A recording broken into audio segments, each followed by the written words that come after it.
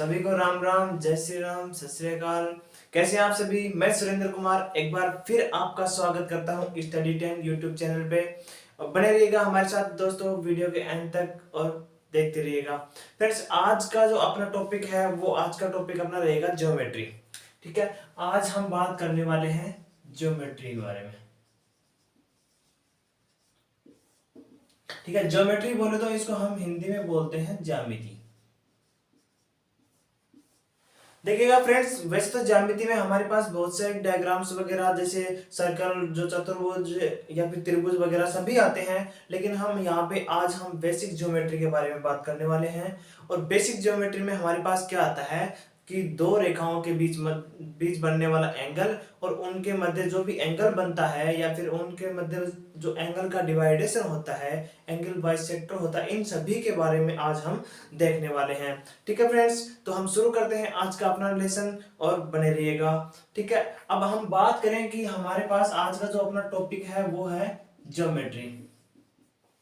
तो ज्योमेट्री में हमारा जो पहला टॉपिक है वो आज हम लेते हैं एंगल। एंगल का मतलब कोण। देखिए फ्रेंड, कोण क्या होता है? सबसे पहले हम बात करें एंगल के बारे में।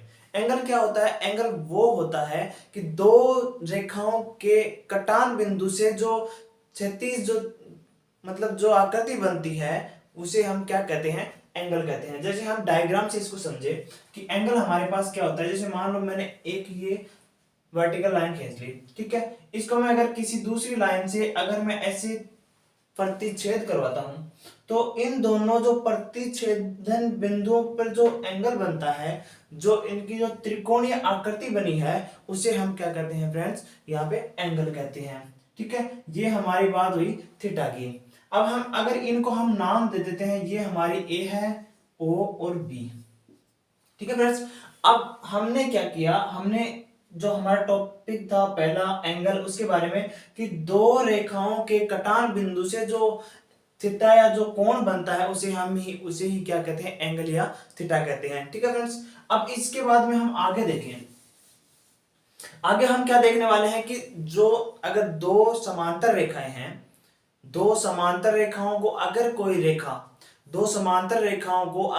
रेखा तिर्यक काटती है या फिर उनको जो तिरछी रेखाएं काटती हैं, अगर हम बात करें उसकी एंगल की, तो मैं मान लेता हूं एक रेखा मेरे पास ये है, इसे मैं L1 मान लेता हूं, और दूसरी रेखा मेरे पास ये है, इसे मैं L2 मान लेता हूं। ठीक है फ्रेंड्स, अब मैं तीसरी रेखा और इनके प्रतिच्छेद करती हुई यहां से इनको गुजारता हूं। ठीक है, तीसरी लाइन को इन दो L1 और L2 रेखाओं को प्रतिच्छेद करती हुई इस प्रकार गुजारता हूं कि ये जो रेखा है तीसरी, इसको L3 अगर मैं नाम दूं, ठीक है, इसको मैं अगर L3 नाम देता हूं तो ये जो तीसरी रेखा है L3, वो इसको इस प्रकार काटती है कि इसमें जो कोण जो एंगल बनते हैं वो एक दूसरे के अपोजिट होते हैं, एक्स मतलब अल्टरनेट होते हैं, एकांतर होते हैं, और एकांतर होते हुए वो एक दूसरे के इक्वल भी होते हैं। तो हम यही यहाँ पे देखने वाले हैं कि कौन कौन से एंगल इसमें ऑपोजिट होते हैं और कौन कौन से एंगल इसमें इक्वल होते हैं। ठीक है फ्रेंड्स, अब हम यहाँ पे देखें कि हमारे पास दो रेखाएं हैं L1 और L2। तो यहाँ पे हम सबसे पहले डिफाइन कर लेते हैं कि जो L1 और L2 है वो हमारे पास क्या है? पैरेलल है। ठीक है, यहाँ पे क्या है? हमारे पास समांतर है। ठीक है, हमने क्या लिया? दो L1 और L2 रेखाएं क्या ली? समांतर रेखाएं ली। और जो तीसरी जो L3 रेखा है, L3 रेखा हमारे पास क्या है? एक तिर्यक रेखा है। तिर्यक रेखा, इसको हम अगर इंग्लिश में बात करें तो ये हमारे पास ट्रांसवर्सल लाइन होती है। Transversal line. ठीक है फ्रेंड्स, और ये जो हमारे पास समांतर रेखाएं होती हैं, तो समांतर का हमारे पास होता है पैरेलल। ठीक है फ्रेंड्स, ये हमारे पास क्या होती है? पैरेलल लाइन होती है। अभी हम बात करने वाले हैं इनके बीच में एंगल की। ठीक है, तो हम इनको एक बार यहां से हटा देते हैं और हम एंगल की बात करें तो हमारे पास अगर हम किसी दो समांतर रेखाओं के बीच में से अगर किसी तीसरी रेखा को तिर्यक रूप में प्रतिच्छेद करवाते हैं तो इनके जो दो कोण अंतःकोण बनते हैं, ठीक है, इस तिर्यक रेखा के दोनों साइड में बनने वाले जो कोण होते हैं वो एक दूसरे के इक्वल होते हैं और एक दूसरे के क्या होते हैं, अल्टरनेट होते हैं, एकांतर भी होते हैं। ठीक है, तो हम इनको अगर नाम दें यहां पे तो ये हमारे पास होते हैं ये अल्टरनेट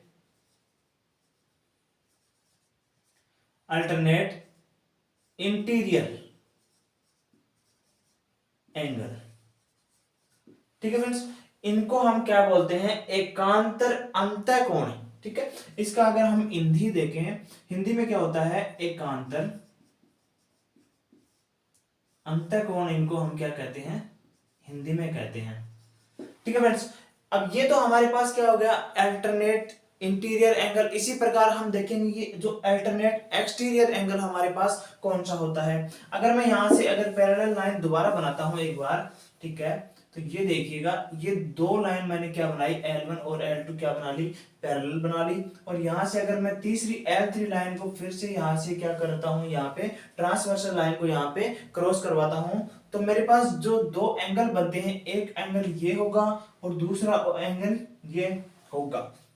ये दो एंगल हमारे पास क्या होंगे, यहाँ पे अल्टरनेट एक्सटीरियर एंगल कहलाएंगे, क्योंकि ये जो कोण है, दोनों कोण बाह्य तरफ, बाहर की तरफ बन रहे हैं, इसलिए हम इनको क्या कहते हैं कि इनको एकांतर बाह्य खंड के कोण, या फिर यहाँ पे इनको अल्टरनेट एक्सटीरियर एंगल हम बोलते हैं।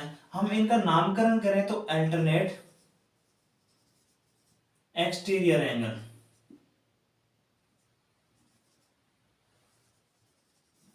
ठीक है, ये हमारे पास हो गया एकांतर बाह्य कोण। ठीक है फ्रेंड्स, ये हमारी बात हो गई अल्टरनेट इंटीरियर एंगल की, और ये हमारी बात हो गई अल्टरनेट एक्सटीरियर एंगल की। अब हम नेक्स्ट बात करें कि हमारी जो एक समांतर रेखा होती है, मतलब एक ही क्षैतिज में एक जो रेखा होती है, उस पे हमारे एंगल किस प्रकार बनते हैं और हम उन एंगल को किस प्रकार डिवाइड करते हैं, हम आगे उनके बारे में देखने वाले हैं। जैसे मान लो मैंने कोई लाइन खींच ली, ये लाइन मैंने मान ली कि क्षैतिज में मेरे पास ये क्या है, एक लाइन है। ठीक है, अब आप सबको पता है कि फ्रेंड्स एक सीधी लाइन पे कितने डिग्री का कोण बनता है, सबको पता है। बिल्कुल छोटी सी बात है कि एक सीधी लाइन पे हमेशा 180 डिग्री का कोण बनता है। तो मैं यहाँ पे किसी भी बिंदु पे मैं इसका 180 डिग्री का कोण बना लेता हूं। ठीक है, ये मैंने क्या कर लिया, यहाँ पे 180 डिग्री का कोण बना लिया। अब इसी प्रकार हम क्या करेंगे कि ये जो रेखा थी हमारे पास, ये भी एक क्षैतिज में एक सीधी रेखा थी और ये भी एक क्षैतिज में सीधी रेखा है। तो यहाँ पे जो हमारे पास एंगल बने हैं 180 डिग्री का, वही एंगल हमारे पास यहाँ बनने वाला है। अब हम इस एंगल को यहाँ से क्या कर देते हैं, डिवाइड कर देते हैं। तो ये एंगल हमारा है 180 डिग्री का जो एंगल है वो दो भागों में डिवाइड हो जाता है। तो इसको हम मान लेते हैं ये थीटा है और ये फाई, अगर हम इसको मान ले तो ये हमारे पास क्या हो गया, जो एक क्षैतिज में 180 डिग्री का जो एंगल बनता है उसको हमने क्या कर दिया, डिवाइड कर दिया। इसको हमने ट्रांसवर्सल लाइन से क्या कर देते हैं, डिवाइड यहाँ पे कर देते हैं। ठीक है फ्रेंड्स, उम्मीद करता हूँ ये जो मैटर है आपको समझ में आया होगा। बहुत ही इजी था और बहुत ही बेसिक स्तर का था। ठीक है, अब हम धीरे धीरे अपना थोड़ा थोड़ा स्तर यहाँ पे बढ़ाने वाले हैं, तो बने रहिएगा हमारे साथ। अब हम नेक्स्ट बात करने वाले हैं हमारे पास जैसे वर्टिकल अपोजिट एंगल की। ठीक है, वर्टिकली अपोजिट एंगल और जो क्रॉसपोंडिंग जो एंगल है, हम उनकी बात यहाँ पे करने वाले हैं। हमारा टॉपिक वैसे तो चल रहा है ज्योमेट्री, और ज्योमेट्री में भी हमारा जो टॉपिक चल रहा है वो क्या चल रहा है, एंगल का चल रहा है। ठीक है, तो एंगल का हम टॉपिक हमारा चल रहा है। अब यहाँ पे हमारे पास क्या होता है, वर्टिकली ऑपोजिट।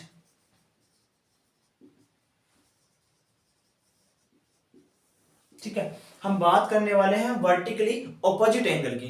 ठीक है फ्रेंड्स, अब वर्टिकली अपोजिट एंगल की मैं बात करूं कि हमारे पास मान लो दो रेखाएं हैं, वो एक दूसरे को इस प्रकार काट रही हैं।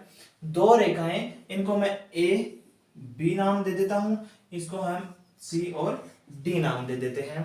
ठीक है, तो ए बी और सी डी दो रेखाएं एक दूसरे को इस प्रकार तिरछी काटती हैं। तो इनमें हमारे पास क्या होता है, इसका ये एंगल और ये एंगल, इस प्रकार अगर दो रेखाएं हमारे पास काटती हैं तो हम इनका हमारे पास जो आमने सामने के जो कोण होते हैं वो क्या होते हैं, एक दूसरे के वर्टिकली अपोजिट होते हैं। इनको हम क्या बोल सकते हैं, शीर्षाभिमुख कोण हम बोलते हैं। इनको हम क्या बोलते हैं, शीर्षाभिमुख।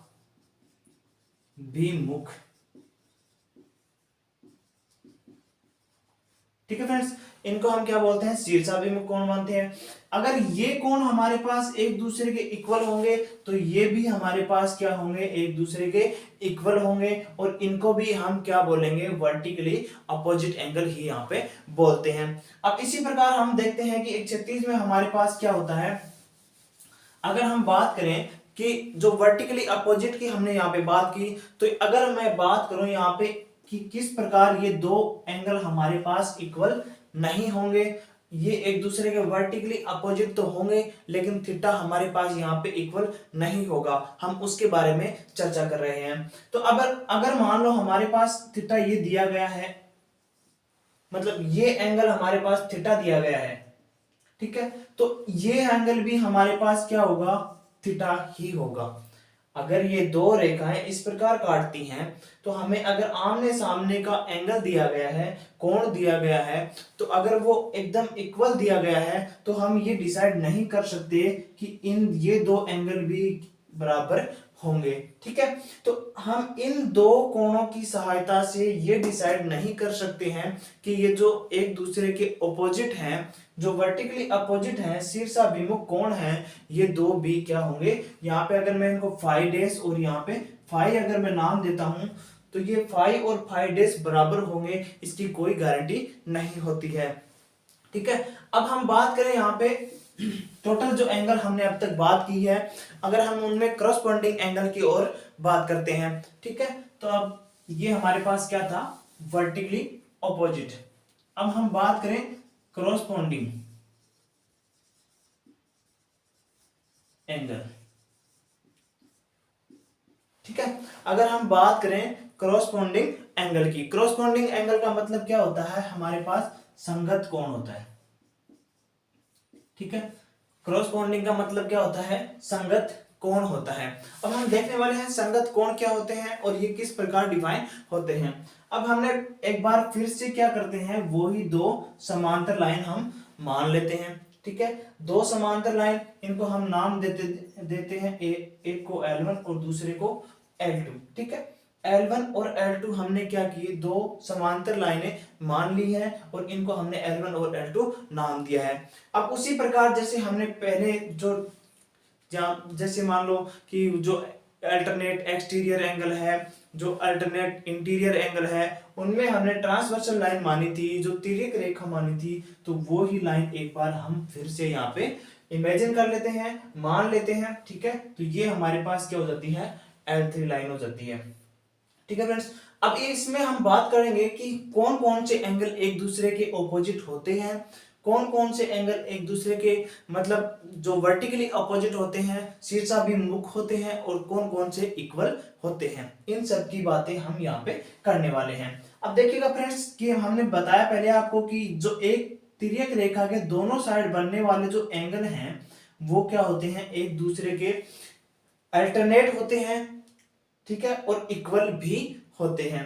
अब मैं यहाँ पे एक बात करूं इन दो एंगल की, अगर मैं इनको नाम दूं A और B, ठीक है, तो एंगल A है और एंगल B है, वो क्या है, एक दूसरे की अल्टरनेट है और एक दूसरे की क्या है, इक्वल भी है। ठीक है, तो इसी प्रकार बात करते हैं इस एंगल की और इस एंगल की। ठीक है, ये एंगल और ये एंगल भी हमारे पास क्या होगा, एक दूसरे के ऑपोजिट होगा, और ये क्या होगा, वर्टिकली ऑपोजिट होगा, और ये एक क्या है, शीर्षाभिमुख कोण है, और ये एक दूसरे के क्या होंगे, इक्वल भी होंगे। ये C कोण है और ये D कोण। ठीक है, इसको हमने A नाम दिया, इसको B, इसको C और इसको D नाम दिया। अब यहाँ पे हम बात करें कि हमारे पास जो एंगल A है वो बराबर है एंगल B के। ठीक है, और जो एंगल C है वो बराबर है एंगल D के। ठीक है फ्रेंड्स, हमने यहाँ पे अभी तक चार कोण जो हमें यहाँ पे डिफाइन किए हैं, उन चार कोणों में हमारे पास दो दो एंगल हैं, वो क्या है, इक्वल है और एक दूसरे के क्या है, वर्टिकली अपोजिट भी है। अब बात करें हम इस एंगल की, तो ये एंगल हमारा और ये एंगल, ये क्या होंगे, एक दूसरे के संगत कोण होंगे। क्या होंगे, संगत कोण होंगे। और ये एंगल भी हमारे पास क्या होगा, संगत कोण होगा। अब इसी प्रकार जो ये एंगल है और ये एंगल है, ठीक है, जो हमारे पास ये कोण और ये कोण क्या है, वर्टिकली अपोजिट एंगल है। इसी प्रकार ये कोण और ये कोण भी क्या है, वर्टिकली अपोजिट एंगल है। और इसी प्रकार बी और डी भी क्या होंगे, वर्टिकली अपोजिट होंगे।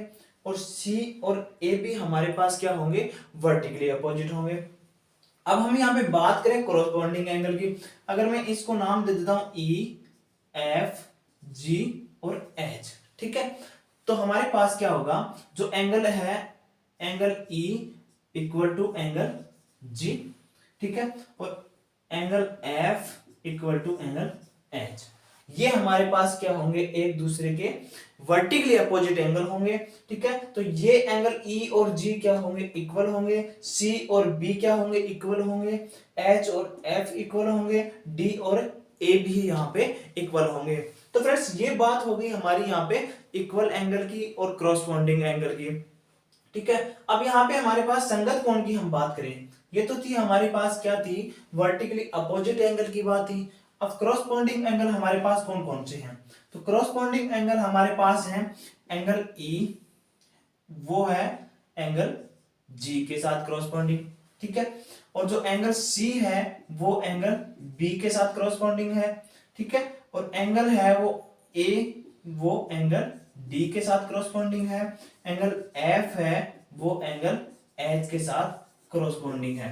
ठीक है फ्रेंड्स, ये हमने यहाँ पे इस डायग्राम से इतना जो रिजल्ट निकाला है वो क्या है, हमारे पास एक दूसरे के क्रॉसपोंडिंग है। उम्मीद करता हूं फ्रेंड्स ये चीज समझ में आई होगी। अगर समझ में ना आई तो एक बार वीडियो को आप रिवाइज करके देखिएगा, जरूर आपको समझ में आएगी। इतनी ज्यादा कोई कठिन वाली बात इसमें नहीं है। मानते हैं थोड़ा सा ये यहाँ पे थोड़ा सा खिचड़ी हो गया है, लेकिन इसको हम यहाँ पे एक बार दोबारा देखेंगे तो ये हम जरूर समझ में आ जाएगा। ठीक है, अब हम नेक्स्ट बात करें, नेक्स्ट में हम क्या लेने वाले हैं, नेक्स्ट में लेने वाले हैं हम कॉम्प्लीमेंट्री और सप्लीमेंट्री क्या होते हैं। ठीक है, मतलब पूरक और संपूरक कोण की हम बात करेंगे। तो ये था हमारे पास कॉरस्पॉन्डिंग एंगल। अब हमारे पास है सप्लीमेंट्री एंगल।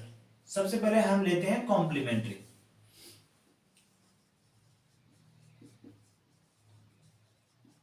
कॉम्प्लीमेंट्री एंगल, इसका मतलब पूरक कोण।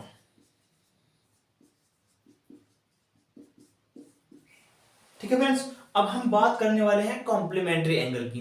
तो फ्रेंड्स सबसे पहले मैं क्लियर कर देता हूं कि कॉम्प्लीमेंट्री एंगल हमारे पास संगत कोण होते क्या हैं। संगत कोण वे कोण होते हैं जिनका योग क्या हो, 90 डिग्री हो।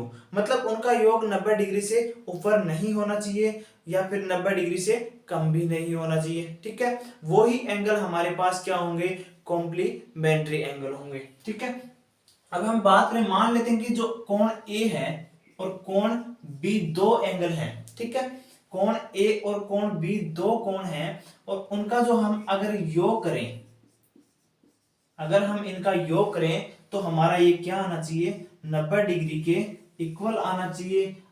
अगर ये 90 डिग्री के इक्वल होता है, अगर ये 90 डिग्री के क्या होता है, बराबर होता है, तो हम कह सकते हैं कि कोण ए और कोण बी क्या है, एक दूसरे की कॉम्प्लीमेंट्री एंगल है या फिर एक दूसरे के क्या है, पूरक कोण है। ठीक है, अब इसी प्रकार हमारे पास जो सेकंड आता है वो क्या आता है, सप्लीमेंट्री एंगल।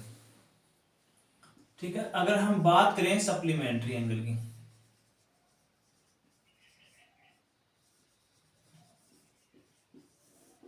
ठीक है फ्रेंड्स, ये हमारे पास 2 नंबर है, क्या है, सप्लीमेंट्री एंगल। अब हम सप्लीमेंट्री एंगल की बात करें तो सप्लीमेंट्री एंगल में हमारे पास क्या होता है कि जैसे हमने कॉम्प्लीमेंट्री में माना कि दो कोणों का योग क्या होता है, 90 डिग्री के इक्वल होता है। तो इसी प्रकार हम यहाँ पे सप्लीमेंट्री में देखेंगे तो यहाँ पे दो कोणों का योग क्या होगा, 180 डिग्री के इक्वल होगा। ठीक है, तो हम क्या करते हैं, कोण ए प्लस कोण बी वो क्या होना चाहिए, 180 डिग्री के इक्वल होना चाहिए। अगर ये इस कंडीशन को फॉलो करता है, अगर ये इस कंडीशन को संतुष्ट करता है कि दो कोणों का योग क्या है 180 डिग्री है, तो यहाँ पे जो दोनों कोण हैं, कोण ए और कोण बी, वो क्या होंगे, एक दूसरे के सप्लीमेंट होंगे या फिर एक दूसरे के क्या होंगे, सप्लीमेंट्री एंगल होंगे। ठीक है, अब मैं इसका अगर कोई एग्जांपल देता हूं, तो अगर मैं मान लेता हूं कोण ए है वो 120 डिग्री का है, ठीक है, और कोण बी है वो 60 डिग्री का है। ठीक है, तो कोण ए है 120 डिग्री का, कोण बी है 60 डिग्री का, और अगर हम इनका दोनों का ऐड करेंगे तो कोण ए प्लस कोण बी है वो टोटल कितना होगा, 180 डिग्री होगा। ठीक है, तो यहाँ पे ए का जो मान है वो 120 डिग्री है और बी का है वो 60 डिग्री है, तो दोनों का योग क्या होगा, 180 डिग्री होगा। ठीक है, अब अगर हमारे पास एक एंगल दिया जाए तो हम दूसरे एंगल की वैल्यू ऑटोमेटिकली निकाल लेंगे। किस प्रकार निकाल लेंगे कि मान लो हमें एंगल ए का मान क्या दे दिया, 60 डिग्री दे दिया। ठीक है, या फिर 60 ना मान के हम इसको क्या मान लेते हैं, 50 डिग्री मान लेते हैं। ठीक है, हमें कोण ए का मान क्या दे दिया, 50 डिग्री दे दिया, तो अब हमें कोण बी की वैल्यू निकालनी है, तो कोण ए प्लस कोण बी बराबर क्या होता है, 180 डिग्री होता है। हमें ए की वैल्यू दी गई है 50 डिग्री प्लस कोण बी बराबर 180 डिग्री। ठीक है, यहां से हम इसका ट्रांसफर करेंगे तो कोण बी बराबर क्या हो जाएगा, 130 डिग्री। ठीक है, तो ये 130 डिग्री जो आया है वो 50 डिग्री का क्या है, कॉम्प्लीमेंट है। ठीक है, ये इसका क्या है, यहाँ पे समपूरक कोण है, इन दोनों का योग यहाँ पे क्या होता है, 180 डिग्री होता है। इसलिए हम ये रिजल्ट निकालते हैं, इस चीज का ये रिजल्ट निकलता है कि जो दो एंगल होते हैं उनका योग क्या होना चाहिए, 180 डिग्री होना चाहिए, तभी वो क्या होंगे, एक दूसरे के समपूरक कोण होंगे। ठीक है फ्रेंड्स, ये बहुत ही साधारण सिंपल सी बात थी जो आपको समझ में आई होगी। अब हम बात करते हैं एंगल बाइसेक्टर की। अब एंगल बाइसेक्टर क्या होता है, एंगल बाइसेक्टर भी एंगल की तरह बिल्कुल ही मतलब इजी चीज है, थोड़ा सा दिमाग लगाने की जरूरत है कि हम किस प्रकार कोणों को डिवाइड करते हैं और हम उन्हें किस प्रकार वापस उससे थ्योरम बनाते हैं। अब हम बात करें एंगल बाइसेक्टर की। एंगल बाइसेक्टर, एंगल बाइसेक्टर का मतलब कोण समद्विभाजक।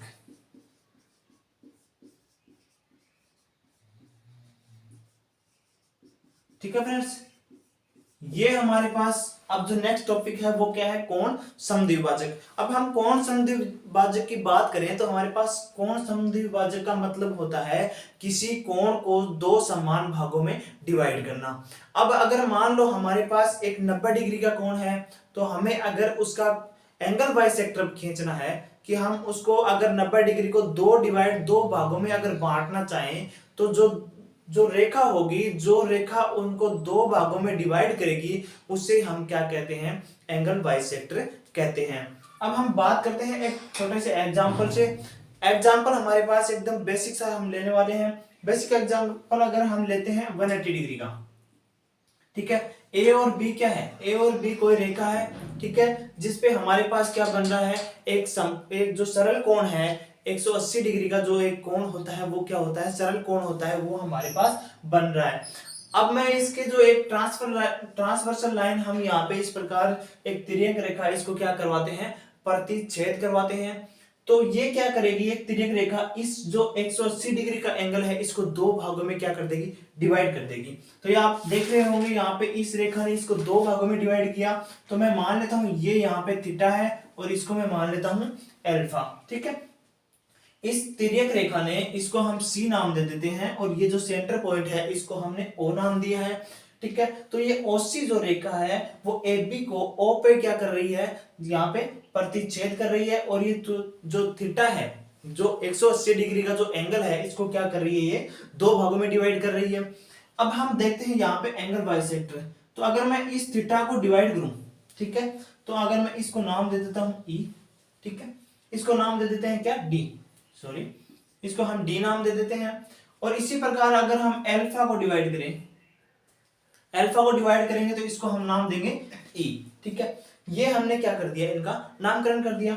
अब हम देखने वाले हैं कि इससे जो हमारे पास जो एंगल डिवाइड हुआ है, क्या वो एंगल वापस अगर हम उनको ऐड करें तो क्या वो इक्वल आएगा, क्या हमारा जो पहले वाला एंगल है अगर वो हमारे पास वापस लौट कर आता है, अगर हम इनको ऐड करते हैं, जिस प्रकार हमने डिवाइड किया है उसी प्रकार अगर ऐड करते हैं, तो अगर वो ही एंगल हमारे पास वापस आता है तो हम मान लेते हैं कि हमने जो एंगल बाइसेक्ट किया है, जो हमने कोण समित समद्विभाजक खींचा है, वो बिल्कुल सही खींचा है। ठीक है, अब हम बात करें इसकी, तो ये हो गया हमारे पास θ1 मान लेते हैं, ये हो गया θ2, और इसको हम α1 और ये α2। ठीक है फ्रेंड्स, ये हमारे पास θ1 θ2 α1 और α2 हमने यहाँ पे इमेजिन कर लिया। अब हम बात करें कि हमारे पास जो एंगल होता है, angle A plus angle B, वो क्या होता है 180 डिग्री। ये हमारी एकदम बेसिक सी थ्योरम होती है। ठीक है, अब हम यहाँ पे इसमें अगर इसको ऐड करें, अगर हम इस थ्योरम को यहाँ पे अप्लाई करें, तो हमारे पास क्या होगा, ये क्या होगा 2θ, ठीक है, प्लस 2α इक्वल टू, जो टोटल एंगल हमारा था वो क्या था 180 डिग्री का था। ठीक है, हमने 180 डिग्री के एंगल को क्या किया है, चार भागों में तोड़ा है, θ1 θ2 α1 और α2 में हमने इसको डिवाइड किया है। अगर हम वापस इसको ऐड करेंगे तो हमारे पास वही एंगल 180 डिग्री का आना चाहिए। अगर वही आता है तो हमारे पास जो हमारा एंगल बाइसेक्टर जो हमने खींचा है वो बिल्कुल सही है। ठीक है, तो अगर हम बात करें, हमारे पास ये दो 2θ प्लस 2α हमारे पास हुआ, हम यहाँ से 2 कॉमन लेंगे, थीटा प्लस यह क्या होगा अल्फा होगा, और ये हो जाएगा 180 के इक्वल। ठीक है, तो ये थीटा प्लस अल्फा बराबर क्या होगा 90 हो जाएगा। ठीक है, एक बार इसको पूरा लिख लेते हैं, 180/2 हो जाएगा। ठीक है, ये हमारे पास क्या हुआ, थीटा प्लस अल्फा क्या हुआ, थीटा प्लस अल्फा बराबर 90 डिग्री आ गया। अब फ्रेंड्स, ये हमारे पास यहाँ पे ध्यान देने योग्य बात ये है कि ये जो थीटा और अल्फा का जो योग आया है, ये यहाँ पे जो एंगल बना है वो कौन सा एंगल बना है, यहाँ पे एक नया एंगल क्रिएट हुआ है, और वो एंगल कौन सा हुआ है वो हम यहाँ पे देखने वाले हैं। तो फ्रेंड्स, हमने जो एंगल बाइसेक्टर खींचा था O और D, ठीक है, जो हमने खींचा था O और D, और इधर भी हमने O और E, OE जो हमने एंगल बाइसेक्टर खींचा था, तो ये दो एंगल बाइसेक्टरों के मध्य जो एंगल बना है, ठीक है, वो हमेशा क्या होता है 90 डिग्री होता है। अगर हम एक क्षैतिज पे, अगर हम एक ही क्षैतिज पे अगर हम एंगल बाइसेक्टर खींचते हैं, तो उनके मध्य, दोनों एंगल बाइसेक्टरों के मध्य बनने वाला जो कोण होगा वो हमेशा क्या होगा 90 डिग्री होगा। और यही थ्योरम हमारे पास क्या प्रूफ करती है कि ये 90 डिग्री ही होगा। ठीक है फ्रेंड्स, तो ये हमारे पास जो एंगल बना है दोनों के मध्य, वो क्या बना है 90 डिग्री का बना है। ठीक है, ये थी हमारे पास एक बेसिक सी थ्योरम। अब फ्रेंड्स, हमारे पास कुछ एक एंगल हो रहे हैं, हम उनकी थोड़े चर्चा कर लेते हैं। ठीक है, ये हमारा था एंगल बाइसेक्टर। अब हमारे पास कुछ एक एंगल होते हैं, जैसे हमारे पास एक्यूट एंगल, जो ऑब्ट्यूज एंगल, राइट एंगल, इस प्रकार हमारे पास जो एंगल होते हैं हम उनकी बात कर लेते हैं। तो हमारे पास एक्यूट एंगल कौन सा होता है, तो ए, ओ और बी। ठीक है, ये थीटा हमारे पास होता है। एक्यूट एंगल का मतलब क्या होता है, न्यून कोण। ठीक है, एक्यूट एंगल मतलब न्यून कोण।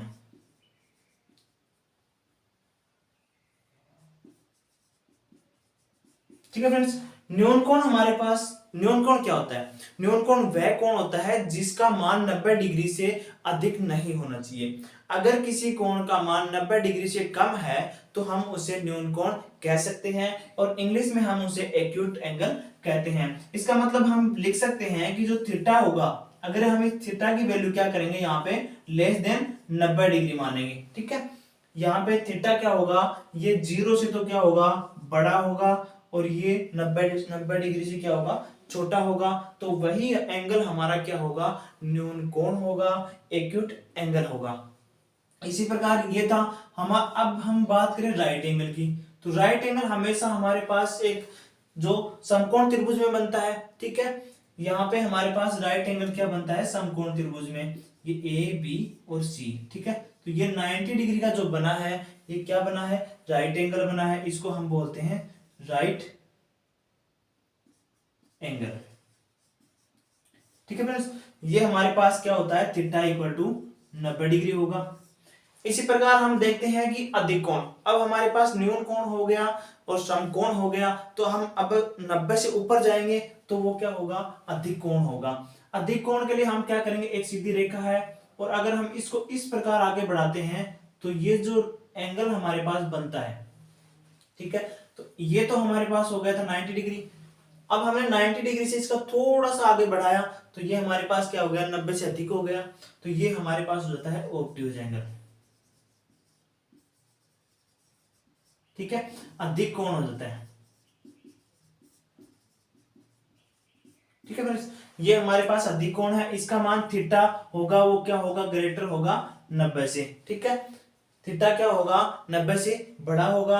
अब हम बात करें, ये हमारे पास हो गया, अब हम बात करें एकदम जो सरल कोण, सरल कोण का मतलब एक जो हमारे पास एक सीधी रेखा पे बनने वाला कोण, सीधी रेखा पे बनने वाला कोण आप सबको पता है कि 180 डिग्री का होता है, ठीक है, इसमें थीटा इक्वल टू क्या होता है, 180 डिग्री होता है।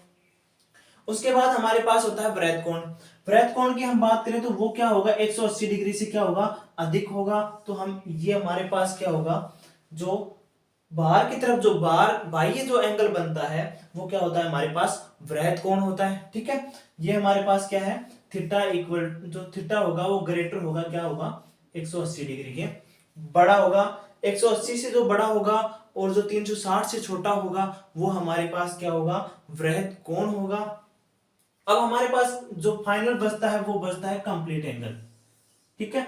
अगर हम किसी बिंदु से चलना शुरू करें और अगर उसी बिंदु पे हम वापस आ जाते हैं तो हमारे पास वो क्या हो जाता है, कंप्लीट एंगल हो जाता है और वो हो जाता है 360 डिग्री का, ठीक है फ्रेंड्स। ये 360 डिग्री का हमारे पास क्या बन जाता है, एंगल बन जाता है, इसे हम क्या बोलते हैं, कंप्लीट एंगल हम बोल सकते हैं, ठीक है फ्रेंड्स। ये था फ्रेंड्स आज का अपना सेशन और उम्मीद करता हूं आज का सेशन आपको बिल्कुल पसंद आया होगा।